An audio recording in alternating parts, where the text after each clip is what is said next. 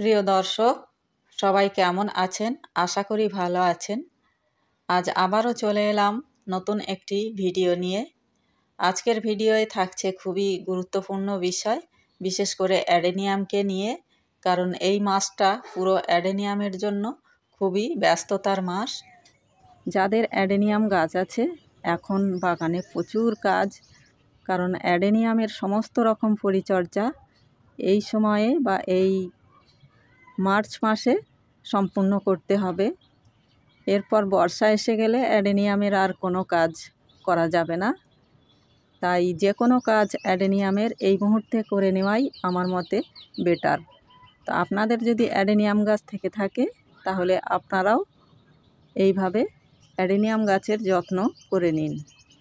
তো কীভাবে অ্যাডেনিয়ামের যত্ন করবেন বা কি কি কাজ রয়েছে বা আমি কি কি কাজ করছি অ্যাডেনিয়ামের উপর, সবই আপনাদের সঙ্গে শেয়ার করব। আপনারা ভিডিওটি অবশ্যই মনোযোগ সহকারে দেখবেন। আর ভিডিওটি ভালো লাগলে অবশ্যই একটা লাইক দেবেন আর আমার চ্যানেলটি সাবস্ক্রাইব করে পাশে থাকবেন। প্রিয় দর্শক, আমি বেগম কারিমা হক, আর আপনারা দেখছেন আমার গার্ডেনিং সংক্রান্ত ছোট্ট ইউটিউব চ্যানেল বেগম কারিমা হক।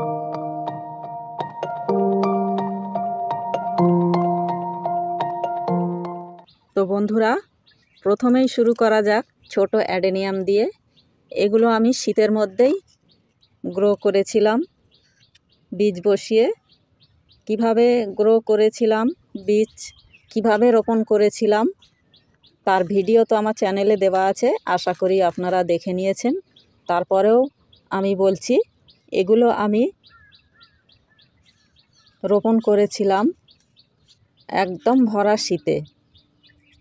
তার জন্য আমাকে একটি পলি হাউসের ব্যবস্থা নিতে হয়েছিল, যার ফলে চারাগুলো এত সুন্দর গ্রো হয়েছে দেখুন। আর এই বীজগুলোকে আমি শোধন করে নিয়েছিলাম দারুচিনি মেশানো জলে। দারুচিনি মেশানো জলে বীজগুলোকে ভিজিয়ে রেখে তারপর আমি রোপণ করেছিলাম। সেই জন্য দেখুন, একটি বীজও মিস হয়নি, প্রত্যেকটা বীজ গ্রো হয়েছে। তো বন্ধুরা, এইভাবেই আমি এই ছোট ছোট সিডলিংগুলোকে গ্রো করেছি। তো এবার আমরা দেখে নেব কাটিংয়ের চারা। এই কাটিংগুলো আমি এইগুলো পুরো শীতের মধ্যে বসিয়েছিলাম। ওই দারুচিনি মেশানো জলে কিছুক্ষণ ডিপ করে রেখে এই কাটিংগুলো বসিয়েছিলাম, যার ফলে শীতের মধ্যেও এই কাটিংগুলো খুব সুন্দর গ্রো হয়েছে। আর এই কাটিংগুলো তারও আগে বসানো। এটা যেমন শুধু প্লেন বালির মধ্যে আছে, এটা কিন্তু বালিতে নয়। এটা বালি আর বালির সঙ্গে অর্ধেক বালি আর অর্ধেক কম্পোস্ট দিয়ে বসানো ছিল। দেখুন, এই গাছেও ফুল আসতে আরম্ভ করে দিয়েছে। এখনও কিন্তু এগুলো রিপোর্ট করা হয়নি। আর সর্বশেষ যে কাটিংগুলো বসানো হয়েছিল, এগুলো সাদা বালিতে গ্রো করা হয়েছে, জাস্ট পরীক্ষা করার জন্য যে সাদা বালিতে কাটিং গ্রো হয় কি না। তো বন্ধুরা, এখানে যে গাছগুলো আপনারা দেখতে পাচ্ছেন, এগুলো গত বছরের বীজ থেকে গ্রো করা। প্রথমবার রিপোর্ট করা হয়ে গেছে। এবার এগুলোকে গ্রাফটিং করার কাজ শুরু করে দিতে হবে। এর আগে কিছু গ্রাফটিং করা হয়েছে, সেগুলোতে অলরেডি ফুল আসতে শুরু করেছে। যেমন এই গাছটি শীত শুরু হওয়ার আগে গ্রাফটিং করা হয়েছিল, আর শীতের শেষে গাছে ফুল আসতে শুরু করে দিয়েছে। এটাই অলরেডি ফুল ফোটা শেষের পথে। আবারও একে প্রুনিং করে দিতে হবে। এখান থেকে আবারও এই যে স্টেমটা আমরা পাবো, এটা থেকে আবার অনেকগুলো গাছ গ্রাফটিং করা যাবে। এ একটা গাছ, খুবই ছোট গাছ, পাতা নেই, অথচ গাছে ফুল আছে। এ একটা গ্রাফটিংয়ের গাছ, এতেও কুঁড়ি চলে এসছে।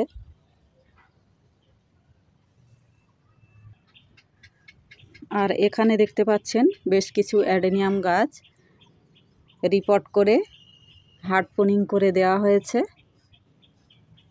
এই যে দেখুন,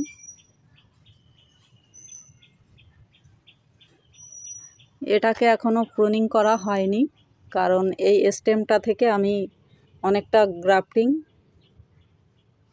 করে নেব, সেজন্য এটা এখনও প্রুনিং করিনি।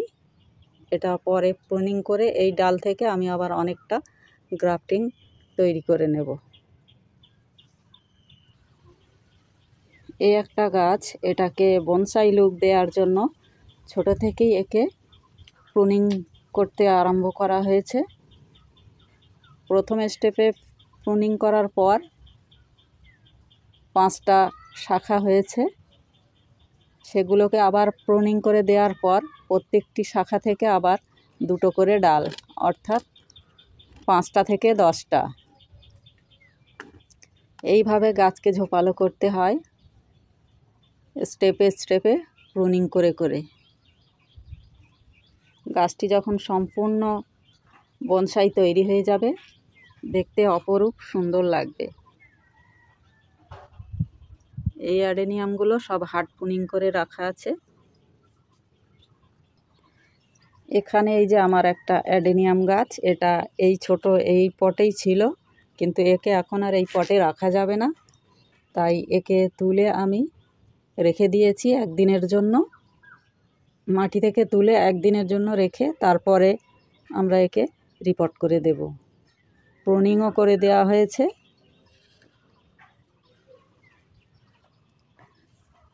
রিপোর্ট করার জন্য আমি মাটিও প্রস্তুত করে নিয়েছি।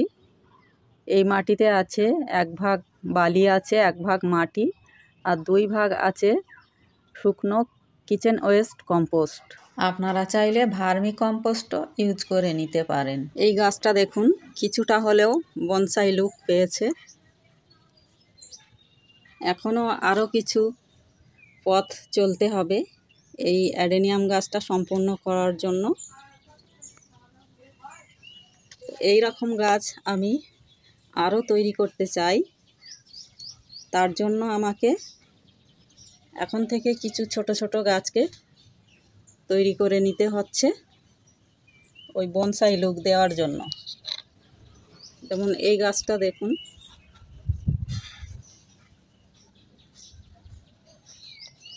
ছোট থেকে একে প্রুনিং করে দেওয়া হয়েছে, হার্ড প্রুনিং, যার ফলে বেশ কতগুলি শাখা বের হয়েছে।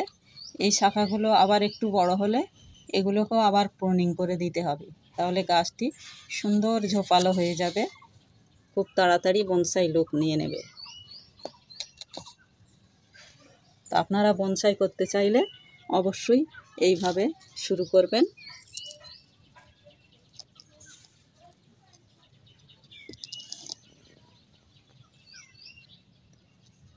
যেমন এই গাছটিকে আমি বনসাই লুক দেওয়ার জন্য হার্ড প্রুনিং করে দিয়েছি, এবং এর মেন যে রুট ছিল কডেক্স, সেটাকেও এইভাবে প্রুনিং করে দিতে হবে। আর যদি আমরা এই কডেক্সটাকে প্রুনিং করে দিই সম্পূর্ণভাবে, তাহলে এখান থেকে কিন্তু অনেক শাখা বেরোবে, গাছটি তাড়াতাড়ি ঝোপালো হয়ে যাবে। তাই আপনারা বনসাই করার ক্ষেত্রে অবশ্যই মেন কডেক্সটাকে প্রুনিং করে দেবেন এইভাবে। যে মাটি আমি তৈরি করে রেখেছি ওই মাটিতেই এইটা বসিয়ে দেব।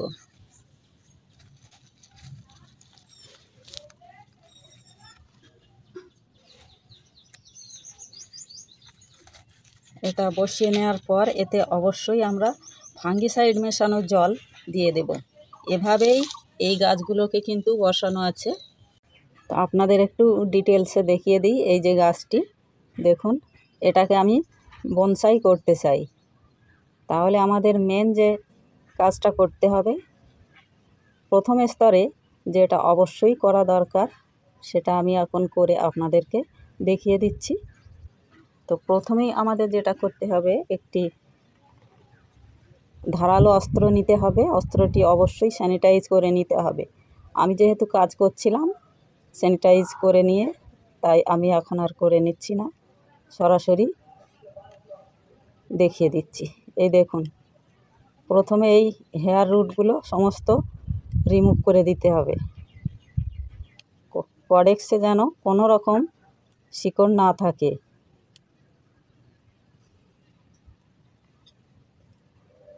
এরপর আমরা এটাকে এখান থেকে প্রুনিং করে দেব।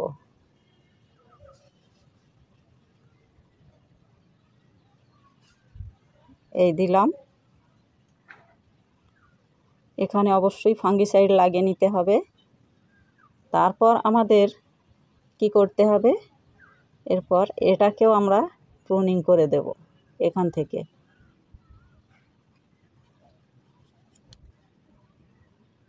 এই যে পেলাম কতটুকু, এটুকু, এটাই যথেষ্ট একটি গাছকে বনসাই লুক দেওয়ার জন্য। এর যে এই আঠাটা বেরোচ্ছে, এটা থেকে সাবধান থাকতে হবে যেন কোনো কাটা অংশে বা কোনো ক্ষতই যেন না লাগে। তো এবার এতে আমি ফাঙ্গিসাইড লাগিয়ে নেব এই স্থানটায়। তবে তার আগে অবশ্যই আমাদেরকে এই আঠাটা মুছে নিতে হবে, যে কোনো সুতির কাপড় দিয়ে হোক আর টিস্যু পেপার দিয়ে হোক, এটা শুকিয়ে নিতে হবে মুছে।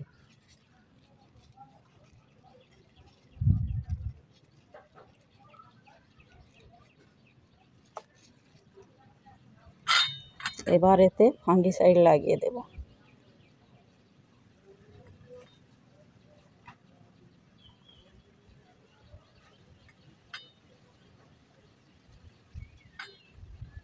এই যে ফাঙ্গিসাইড লাগিয়ে দিলাম। এবার এটাকে আমরা কিছুক্ষণের জন্য রেখে দেব,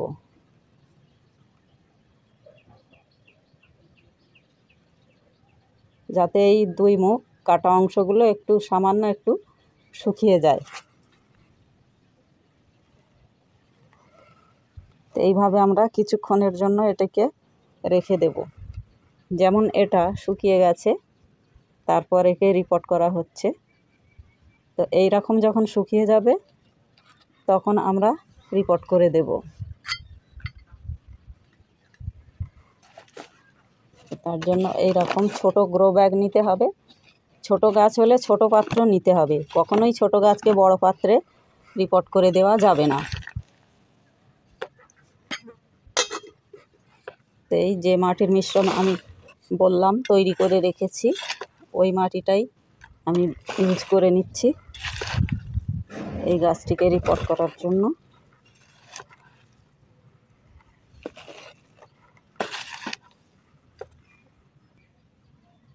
দুটো গাছ দেখুন, এই গাছটা কিন্তু ছোট, এর তুলনায় এই গাছটা বড়, তাই এটাকে আমি একটু বড় গ্রো ব্যাগে দিলাম। আর এটা যেহেতু ছোট গ্রো ব্যাগ, তাই এটাকে এই গ্রো ব্যাগে দিয়ে দেব। চেষ্টা করব গাছগুলোকে এক জায়গায় স্থিতিশীলভাবে রেখে দেবার। বেশি নড়াচড়া পেলে কিন্তু শিকড় গজাতে দেরি হবে। কডেক্সটিকে 1 ইঞ্চি মাটির নিচে রাখলেই হবে, বেশি গভীরে দেওয়ার দরকার নেই। ব্যাস জাস্ট এইভাবে দিয়ে বসিয়ে দিয়ে রেখে দেবেন। ধীরে ধীরে যখন এর শিকড় এসে যাবে তখন গাছটি এমনি টাইট হয়ে যাবে আর নড়াচড়া করবে না। ঠিক মাঝখান বরাবর বসাতে হবে, যেন এক সাইডে না হয়ে যায়।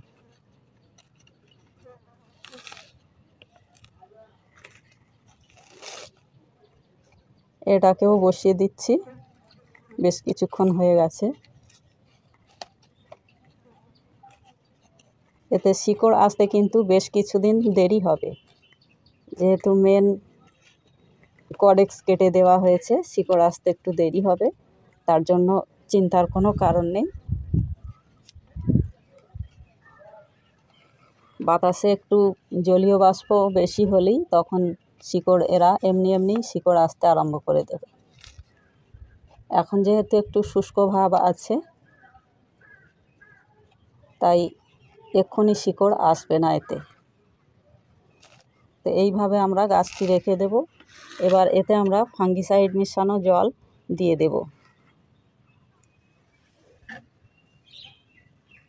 ফাঙ্গিসাইড মেশানো জল দেওয়ার পর রুট যাতে তাড়াতাড়ি ডেভেলপমেন্ট ঘটে রুটের, তার জন্য এদের ময়েশ্চার দরকার। আর সেই ময়েশ্চার মেনটেন করার জন্য আমাদেরকে এরকম একটি স্বচ্ছ গ্লাস দিয়ে ঢেকে দিতে হবে।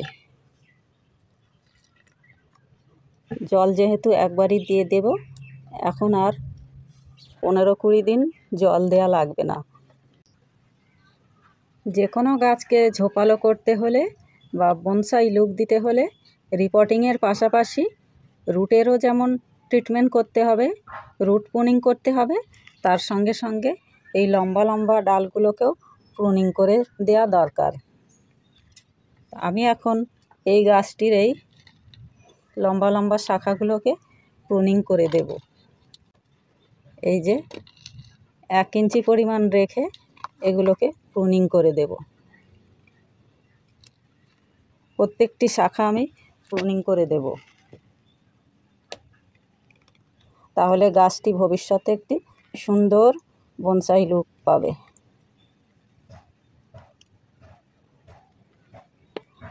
তো এইভাবে প্রুনিং করে দিতে হবে। প্রুনিং করার পর কাটা স্থানে অবশ্যই ফাঙ্গিসাইড লাগিয়ে নিতে হবে। গাছ প্রুনিং করার পর যে ডালগুলো আমি পেয়েছি সেগুলোকে আবারও গাছ তৈরি করার জন্য বসিয়ে নিচ্ছি।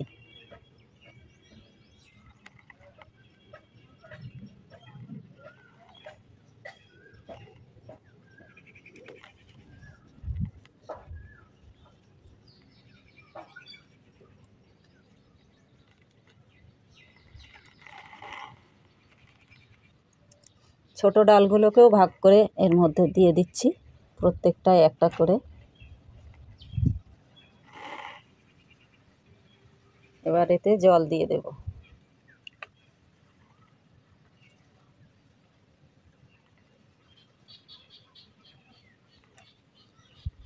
জল দেওয়ার পর ছায়াযুক্ত স্থানে কিছুদিনের জন্য রেখে দেব। আশা করি সপ্তাহ 2-1-এর মধ্যে গাছে শিকড় চলে আসবে। তারপর আমরা গাছগুলোকে ফুল সানলাইটে রেখে দেব। তো বন্ধুরা, এইভাবেই কিছু না কিছু কাজ প্রত্যেক দিন আমি মেনটেন করে থাকি। তো ভিডিওটি যদি ভালো লেগে থাকে অবশ্যই একটা লাইক দেবেন। আর যারা নতুন বন্ধু এসছেন চ্যানেলে, তারা অবশ্যই চ্যানেলটিকে সাবস্ক্রাইব করে পাশে থাকবেন। সবাইকে আমার আন্তরিক শ্রদ্ধা এবং ভালোবাসা জানিয়ে আজকের ভিডিও এখানেই শেষ করলাম। ধন্যবাদ।